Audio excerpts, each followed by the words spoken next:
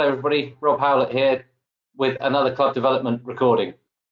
Just wanted to give you guys an update on the government advice and all of the news that's been coming out over the last couple of days. There really has been a lot of changes in a week alone since we last did the recording. So this week we've got Alistair Dickson and Joff McGill with us. So they're going to be talking about the guidance that come from government, how that's changed the RYA's guidance to the clubs and yourselves, as well as how that might be affecting Saleability clubs. So first of all, we've got Alistair with us. So hey, Alistair, how are you doing? Hi, Rob. Yeah, good, thank you. Cool. So yeah, as I was just saying, the amount of information coming out to us this week's colossal. We've got information from government, from harbour authorities, and the RYA have been spending a lot of time kind of fine-tuning documents that they were already working on to produce the club guidance that went out this week. So if you tell us a little bit about that and how you think clubs should be using that club guidance document that we sent out. Yeah, so thanks, Rob. The club guidance document that we've put together is essentially a planning tool.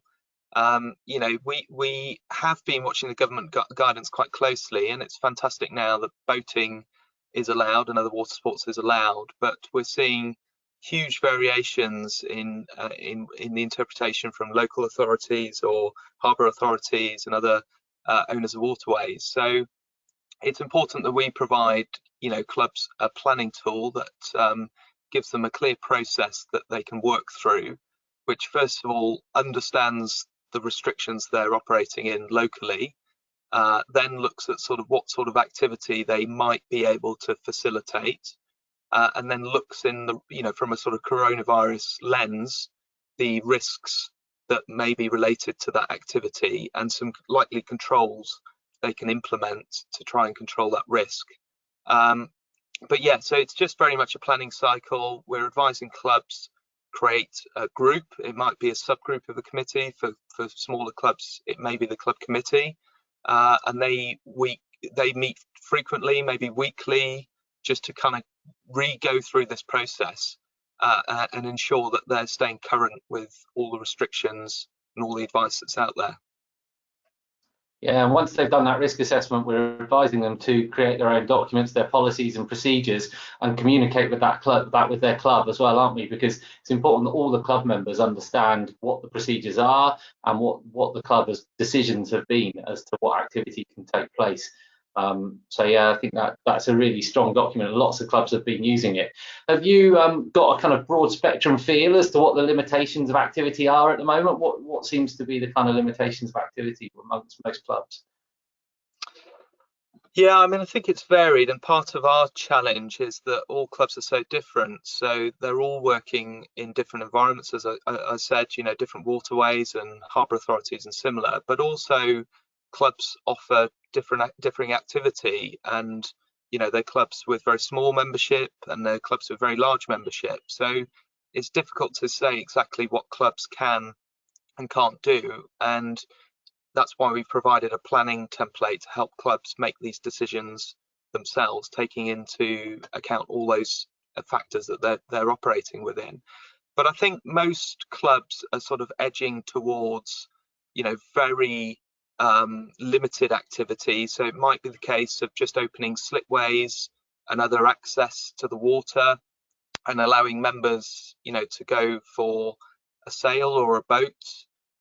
It's unlikely that clubs are at the moment going to be organising any organised activity, so you know, potentially even launching things like safety boats, and it's definitely the case that clubs are unlikely to be able to have opened up facilities at all. Some of the bigger clubs or medium-sized clubs will undoubtedly definitely be looking into how they can control the number of people that come to the club. So, you know, I guess a club using some sort of booking system, which very much stipulates that booking system is used to control the number of people who come to the club, rather than organising or running any organised activity, I think is the case. But yeah, it's limited at the moment, and it's important that we all recognise that things have changed, but they've not changed dramatically. We're still very much within the coronavirus situation. So we've just got to be careful that we're not all running down and expecting things to be back to normal. Yeah, and it's obvious that some clubs have been doing that in the background before the advice came out, and they've been able to implement some things quite quickly. But it's equally important that other clubs who maybe hadn't done that pre-planning don't rush into this. We don't want clubs just opening the doors and getting it wrong. There's a lot of risk assessing and planning that needs to go on behind the scenes before clubs can open their doors. It's important that members realise that as well, I think, isn't it? Yeah, and clubs have got to check things with insurance companies. As I said, water authorities similar. There's a lot of considerations. So yeah, our advice is to clubs: just don't rush into it. Just ensure that you're happy that you've gone through the process and you've got a firm plan in place. And our advice for members is, please be patient and support your club to go through this process, because the last thing that we want is in a few weeks' time or in a couple of weeks' time is suddenly for boating to be severely restricted because we're seen as boaters to be unable to follow government guidance and government advice.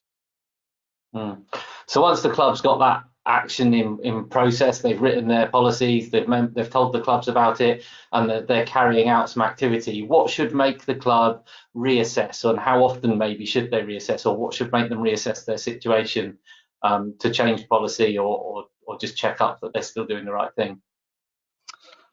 Yeah, again, that's going to vary from club to club, but our advice through the guidance is to look to do that weekly if possible, at least. Some clubs are perhaps unable to facilitate activity at the moment due to their water authority or harbour authority not allowing activity, or it may be landowner.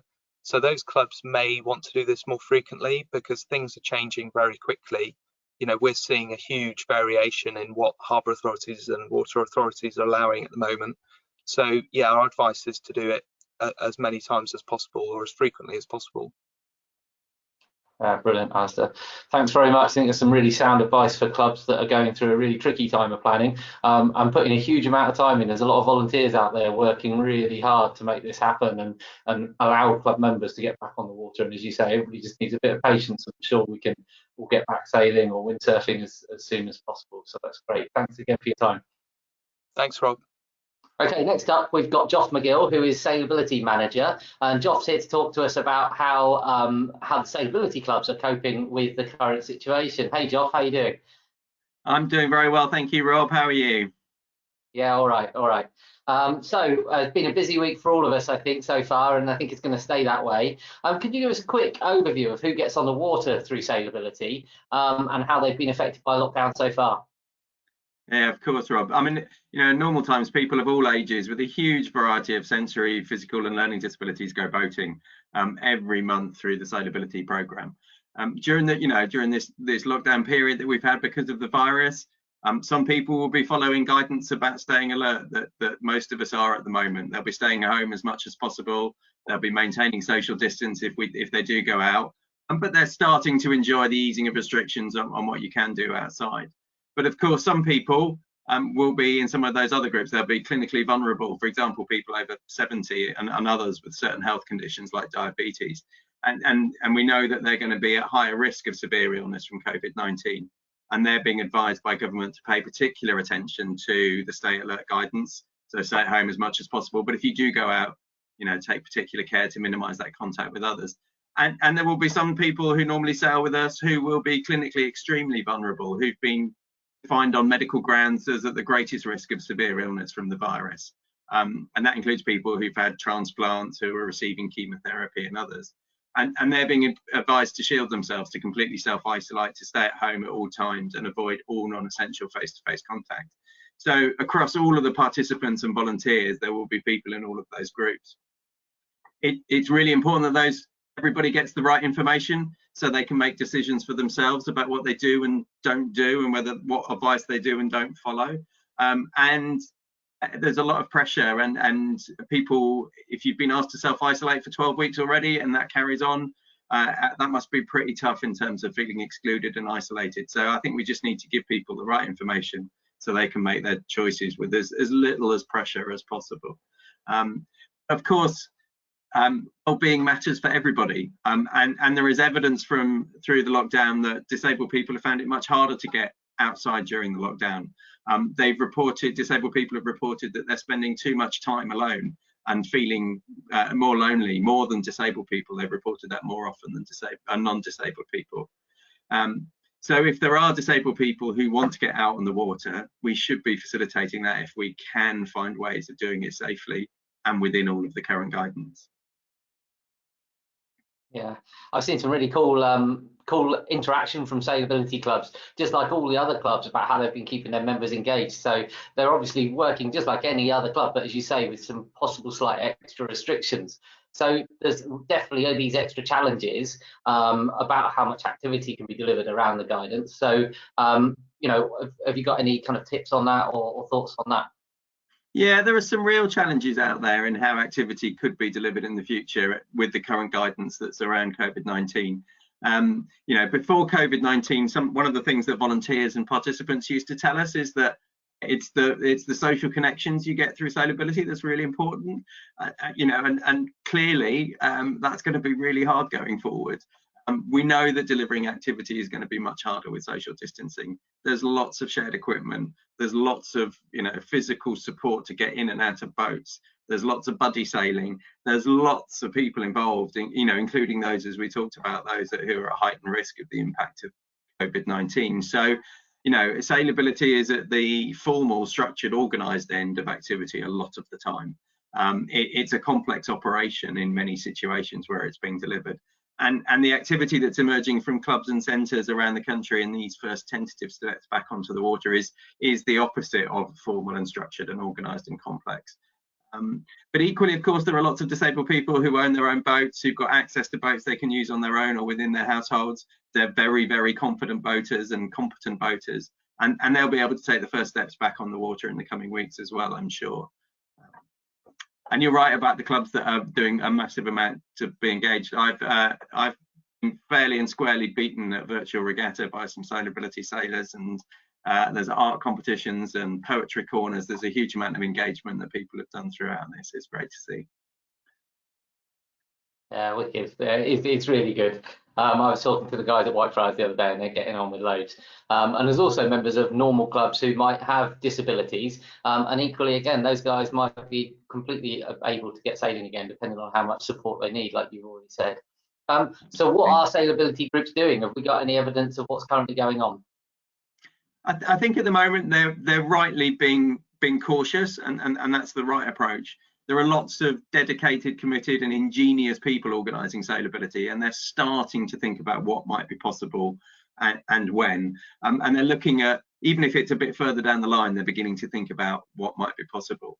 But if people do want to kind of redesign what they deliver and redesign activity in a way that fits with the current guidance, or if they want to start mapping it against the route out of lockdown that the government's given us, then do get in touch with the Sailability team for advice and support. We're absolutely committed to using our best efforts, resources and all the funds that we've got from Sport England to support that restarting activity where it's possible, because we all know the benefits of being out on the water, and you know, it's been a tough time for everybody. So if people can start enjoying that soon, I would love to try and make it happen. Yeah. Great, thanks very much, Joff. Thanks for all that advice. Really good to see it from a Sailability point of view, as well as Alistair's point of view earlier. And I think equally both as valid as each other. And I'm sure we'll carry on progressing. As you say, we're there to help, so people can get hold of their DDO, can't they, if they want advice, or email yourself. Yeah, absolutely. The team are available all the time, so do get in touch. You know, I think Sailability is one of the real strengths of the RYA, and there are so many people who get out on the water, you know, and we would love to try and make it happen in the future. But absolutely, people are right to be cautious and follow all of the guidance and all of the advice, and make sure anything that we do is safe, both in terms of being on the water, but also safe in terms of COVID and COVID secure. So, brilliant. Thanks very much for your time today. Not at all, Rob. Thanks very much. Well, that's it for this week. Hopefully you found all of our conversations helpful, and you'll be able to take something back to your club to help improve your planning. Next week, there are going to be 2 club development sessions online. We're going to have Robbie Bell from the East. He's the RDO from the East. He's going to be talking about planning safe recreational boating and helping you to allow that recreational boating that is going to be going on at your clubs potentially to be as safe as possible. I'm going to be looking at how to plan for reopening your clubhouse. We're not going to be reopening clubhouses right now, but we've already seen those people who are planning and risk assessing in advance can move fast when government's guidance changes. So let's start to think about planning for reopening our clubhouses, and that will be a recording that is also released on Thursday. So 2 for you to look out for next week. In the meantime, don't forget loads of content on #SailFromHome. So much good content on there, so keep checking that out. And also, there's going to be your forums run regionally by your RDO. So do look out for those. Loads of opportunity to have conversation with other clubs and the RYA team. Until then, stay safe and we'll see you next week.